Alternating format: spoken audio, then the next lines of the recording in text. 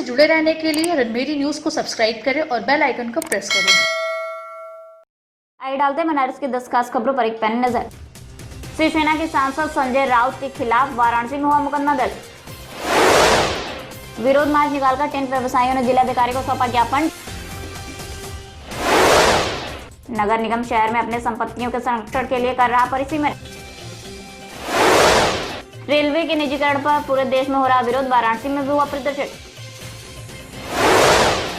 गंगा के जलस्तर में घटाव से स्थानीय लोगों ने ली राहत की सांस।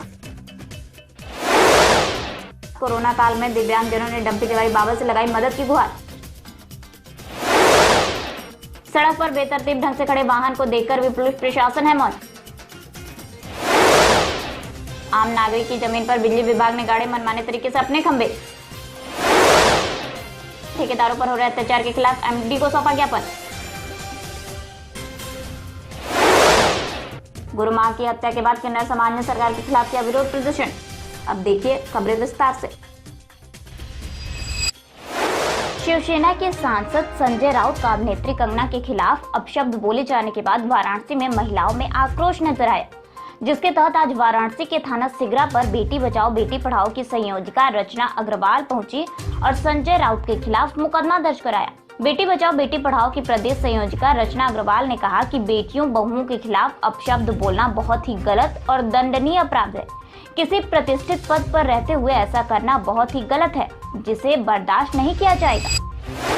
खबर प्रधानमंत्री के संसदीय क्षेत्र वाराणसी से है, जहां विगत कई दिनों से वाराणसी टेंट व्यवसायी एसोसिएशन व उनसे जुड़े व्यापारी अपनी समस्याओं को मांग पत्र के रूप में सोशल मीडिया समाचार पत्रों के माध्यम से केंद्रीय गृह मंत्री, जिलाधिकारी एवं वाराणसी की जनप्रतिनिधियों तक अपनी बात पहुंचाई, लेकिन अब तक उनकी मांगे पूरी नहीं हुई, जिसको लेकर आज टेंट व्यवसायियों ने सोशल डिस्टेंसिंग का पालन करते हुए शास्त्री घाट से जिला मुख्यालय तक लोकतांत्रिक तरीके से विरोध मार्च निकाला, जिसका ज्ञापन आज जिलाधिकारी वाराणसी कौशल राज शर्मा ने लिया।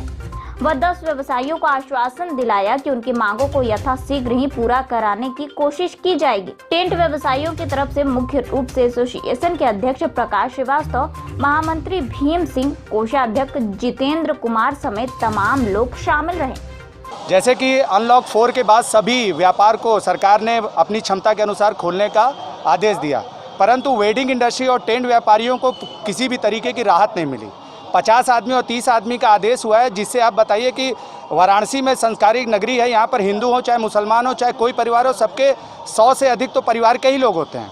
और यदि कोई 30 आदमी की शादी करेगा तो उससे ना हमारे बैंड वाले भाई, ना हमारे वेटर, ना हलवाई, ना टेंट, ना लाइट, ना फ्लावर, सबको किसी को रोज़गार नहीं मिलेगा। हमारी यही मांग है जिलाधिकारी महोदय से कि जिस प्रकार सभी व्यापारों को छूट दी गई है, उसी प्रकार हमको भी टेंट व्यापारी और वेडिंग इंडस्ट्री को कैपेसिटी के अनुसार, जिसकी जितनी कैपेसिटी, अगर 1000 आदमी का लॉन है तो वहाँ 500 आदमी, यानी क्षमता के अनुसार 50% की अनुमति हमको मिले, यही हमारी प्रबल मांग है। और हम ये सरकार को आश्वस्त करते हैं कि जो भी गाइडलाइन, जो भी सोशल डिस्टेंसिंग का उनके पैरामीटर स्थापित किया जाएगा, हम लोग उसको पूरा करेंगे। सरकारी गाइडलाइन के हिसाब से आज इतनी भीड़ लेकर के आना जी क्या कितना उचित है? उचित तो नहीं है, मगर व्यापारी भैया विफर है। आज की डेट में यहाँ वेटर हमारे भुखमरी का शिकार हो गए। अच्छे टेंट वाले अपना गाड़ी मोटर सब बेच रहे हैं। क्यों? क्योंकि सरकार कोई ध्यान ही नहीं दे रही है हमारे ऊपर। अगर हमारा 50% भी अगर बिजनेस स्टार्ट हो जाएगा तो हम लोग को राहत हो जाएगी। और इस प्रकार से हम लोग आज तक कभी कोई धरना प्रदर्शन नहीं किए। 6 महीना इंतजार किए कि आप कुछ होगा, मगर किसी प्रकार की राहत हमको नहीं मिली। ये जहाँ व्यापारी देख रहे हैं, ये सब विफर के आज एकदम समझ लीजिए कि हाथ हो गया। तब आज यहाँ नगर निगम के द्वारा वाराणसी शहर में अवैध रूप से कब्जा किए हुए जमीनों पर अवैध रूप से काबिल लोगों को बेदखल करने के साथ ही तालाबों व पार्कों की जमीनों को अतिक्रमण मुक्त कर उसे सुंदरीकरण किए जाने का काम चल रहा है। आज वाराणसी के कैंट रेलवे स्टेशन के सामने परेड कोठी क्षेत्रों में नगर निगम के कर्मचारियों द्वारा अपने जमीनों के सीमांकन पर बोर्ड लगाने का काम किया गया। इसके तहत वाराणसी रेलवे स्टेशन के सामने नगर निगम के कर्मचारियों के द्वारा मौके पर पहुंचकर जमीनों का सीमांकन कर बोर्ड लगाने की कार्रवाई की गई। रेलवे के द्वारा निजीकरण किए जाने के सरकार के फैसले के बाद रेलवे के तमाम यूनियन के कर्मचारियों ने पूरे देश में सरकार के खिलाफ हल्ला बोला, जिसके तहत आज वाराणसी में डीएलडब्ल्यू व लहरतारा डीआरएम ऑफिस के साथ ही कैंट रेलवे स्टेशन पर अलग अलग जगहों पर सरकार के निजीकरण करने का प्रबल विरोध प्रदर्शन किया। रेलवे के पदाधिकारियों ने कहा कि यह पटरी व रेल हमारे खून पसीने की कमाई है, जिसका निजीकरण हम किसी भी हाल में होने नहीं देंगे। सरकार की निजीकरण का हम सभी लोग प्रबल विरोध करेंगे। गंगा नदी के जलस्तर के घटने के बाद तटीय क्षेत्रों में रहने वाले लोगों ने राहत की सांस ली है। आपको बता दें कि लगातार गंगा के उफान से सटे क्षेत्रों में बाढ़ की स्थिति आ गई थी। जनजीवन अस्त व्यस्त हो गया था, मगर नदी के उफान कम होने के बाद जलस्तर घटा, जिससे लोगों ने राहत की सांस ली। आर्थिक संकट से जूझ रहे दिव्यांगजनों ने सोमवार को घर जाकर आर्थिक मदद मांगी। आपको बता दें कि हाल ही में डंपी तिवारी बाबा को राष्ट्रीय विकलांग पार्टी का संगठन मंत्री बनाया गया था, जिसको लेकर आज सभी दिव्यांगजनों ने डंपी तिवारी बाबा का सम्मान करते हुए उनसे कोरोना काल के दौरान आर्थिक मदद की मांग की है। इस अवसर पर डंपी तिवारी बाबा ने कहा कि विकलांगों के हक की लड़ाई लड़ने के लिए सदैव तत्पर रहेंगे। इस मौके पर शुभम गुप्ता, पप्पू पांडे सहित कई लोग मौजूद रहे। लॉकडाउन हटने के बाद एक बार फिर से जाम की समस्याएं मुंह बाए खड़ी हो गई हैं। हाल यह है कि शिवपुर के गिलट बाजार से भोजूबीर तक वाहनों की लंबी कतारें लग जाती हैं। इस जाम में कोड़ में खाज बनती है। रोड पर खड़े बेतरतीब वाहन जो सड़क किनारों की दुकानों सहित इन इलाकों में दोनों तरफ स्थित प्राइवेट चिकित्सालयों, पैथोलॉजी एवं कोचिंग सेंटर में जाने वाले लोगों के कारण लगती है।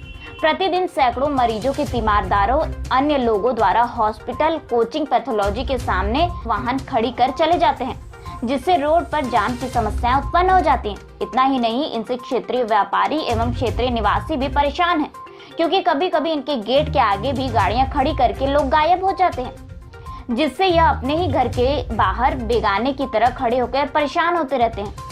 और तो और व्यापारी की प्रतिष्ठानों का आगे भी इनकी गाड़ियां पूर्ण रूप से खड़ी रहती हैं, जिससे प्रतिष्ठान पर आने वाले ग्राहकों को काफी दिक्कतों का सामना करना पड़ता है।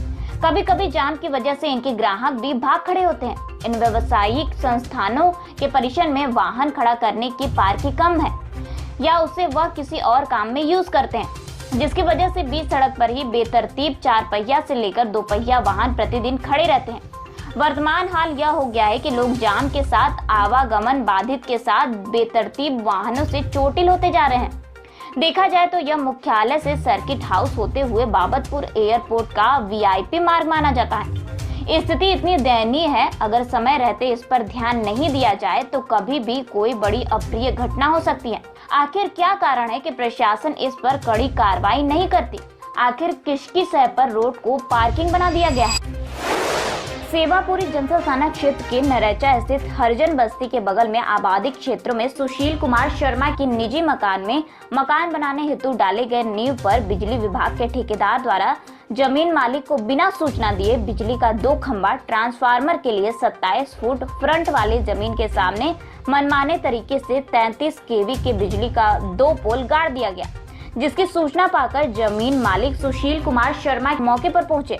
बेतरीके गड़े खंभे को देखकर बिजली विभाग के उच्च अधिकारियों से मिलकर शिकायत की तो बिजली विभाग के अधिकारियों ने ठेकेदार की जिम्मेदारी बताकर टाल मटोल कर रहे हैं। जमीन मालिक सुशील कुमार शर्मा ने बताया कि मेरे जमीन के सामने बेतरीके बिजली के खंभे गड़ने से हमारे जमीन में बनने वाले मकान का रास्ता अवरुद्ध हो जाएगा। इसके अलावा ग्रामीणों ने खंभे पर 33 केवीए बिजली की खुली तार ले जाने पर कभी भी बस्ती में घटना हो जाने के भय से ठेकेदार से अंडरग्राउंड केबल ले जाने की मांग की है। पूर्वांचल विद्युत वितरण निगम लिमिटेड वाराणसी में ठेकेदारों पर हो रहे अत्याचारों को उजागर करने के लिए एमडी ऑफिस भिखारीपुर ठेकेदार संघ के प्रदेश अध्यक्ष ने आज ठेकेदारों पर हो रहे अत्याचार के खिलाफ एमडी से मिलकर ज्ञापन सौंपा। Messrs bomb construction and supplier को आपके कार्यालय से मोबाइल नंबर से बार फोन करके काली सूची में डालने व मुकदमा कराकर जेल भेजने की धमकी दी जा रही है। अवर अभियंता मोनी कुमारी जो नगरी विद्युत निर्माण प्रखंड प्रथम भेलूपुर वाराणसी में कार्यरत हैं, जिनके द्वारा खुलेआम भ्रष्टाचार किया जा रहा है। दिल्ली की एक घटना जिसमें किन्नर समाज की गुरु मां एकता जोशी की दिन दहाड़े गोली मारकर हत्या कर दी गई। इसी संबंध में लहराबीर आजाद पार्क में किन्नर समाज ने कैंडल मार्च निकाला और सरकार से मांग की है कि सीबीआई जांच हो और जल्द से जल्द मामले का खुलासा किया जाए। इस अवसर पर किन्नर समाज ने कहा कि जब तक मामले का निस्तारण नहीं किया जाएगा तो किन्नर समाज सड़क पर उतरेगा। एकता जोशी जी गुरु जी के लिए कर रहे हैं हम लोग, जिनकी हत्या दिल्ली में बदमाशों ने कर दी। खुलेआम रोड पर बदमाशों ने गोली मार दी एकता किन्नर जी को। उनके लिए आज हम लोग श्रद्धांजलि आज़ाद पार्क में हम लोग दिए हैं। इस तरह की जो अन्य समाज के भी साथ इस तरह से हत्या हो रही थी, मगर आज जो पूरा समाज, किन्नर समाज का जो आशीर्वाद लेता है, दुआएं लेता है, आज उसी किन्नर समाज को बदमाश मिलकर उनकी हत्या कर देते हैं और हत्यारे फरार हैं। और हमें किन्नर माँ को इंसाफ चाहिए, हमें इंसाफ उनको दिलाना है।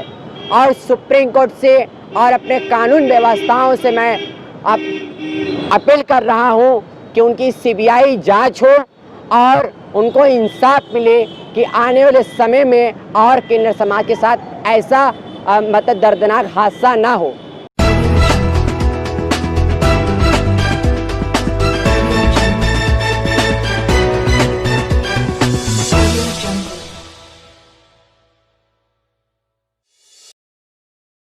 खबरों से जुड़े रहने के लिए रणमेरी न्यूज़ को सब्सक्राइब करें और बेल आइकन को प्रेस करें।